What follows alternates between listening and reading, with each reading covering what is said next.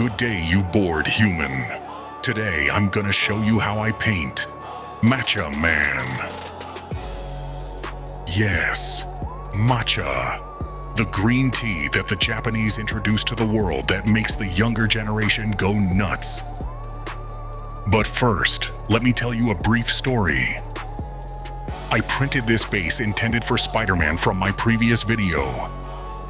However, I made the scale of this base too big that when I place Spy D, it feels awkward for the figure sitting on a base bigger than him. So I replaced it, then kept this for the other statue that will fit on with the size of this base. That is when I got the idea to use it for our Matcha Man. The model was a combination of two different sculpture. The upper body comes from Wicked 3D as a bust, since the sculpture was too good to display in half.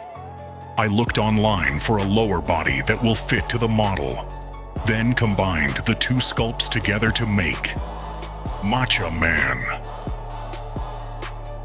I then carefully planned how to place the figure with the base, only to watch that leg fall.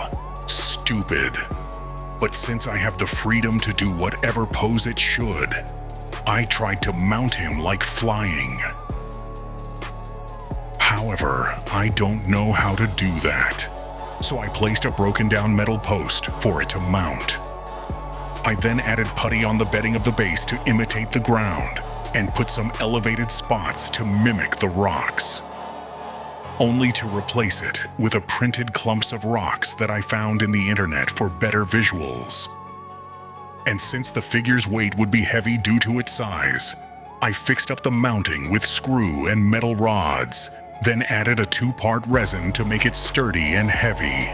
This will help the base to support the load of the statue, avoiding cracks or breaking parts due to pressure over time.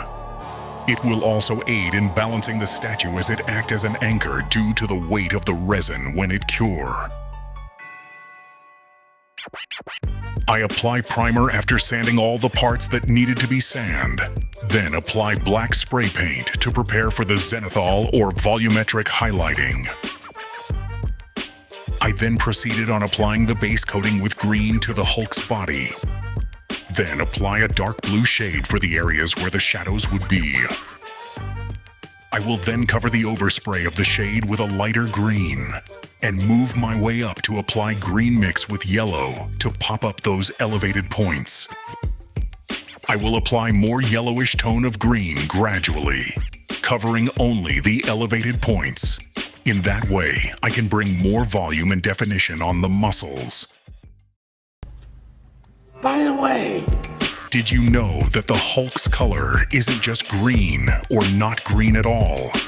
When Marvel first released the Hulk in comics, he was originally gray in color, then later became green due to coloring issues. In the MCU, he was exposed to high levels of gamma radiation while attempting to recreate the super soldier serum. That incident altered his DNA to become a rage-fueled green monster we all know as Matcha Man. Now, it's time to work on the head. Start by applying oil pastel of orange on his lips. Then I added white paint on the inner parts of the mouth to cover the green from the previous coating. This will act as an undercoat for the contrast paint that I will apply later.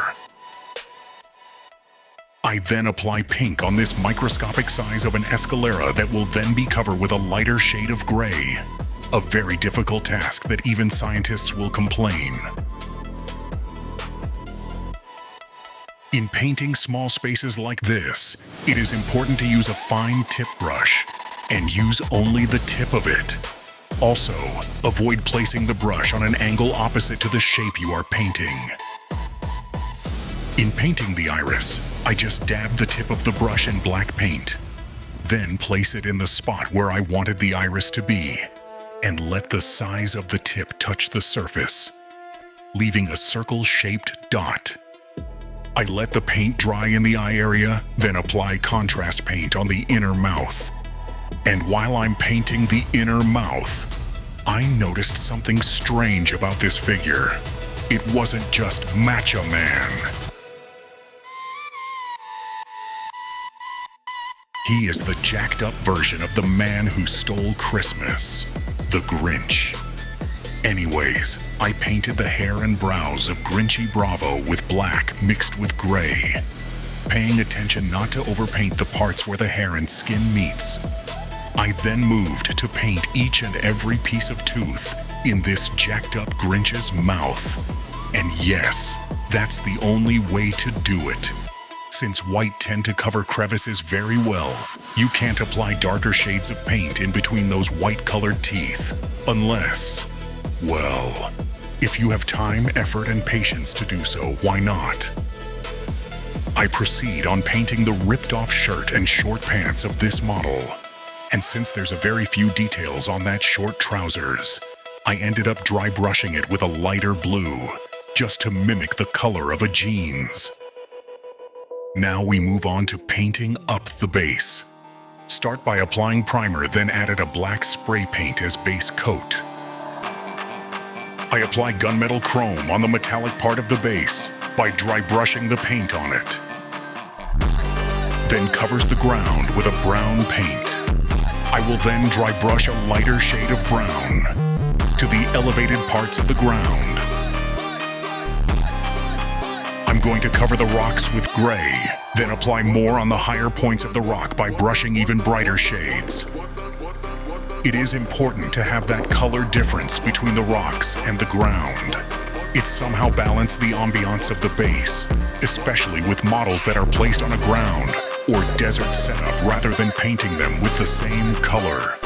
As I observed in doing resin figures and statue, the base where the model stands plays a crucial role on how good your statue will look. I will then come back to tint the rocks and other parts with a brownish contrast paint, just to smoothen up the edge with a dirt color. Then apply a darker paint to tint up the cracks and crevices for shadow effect.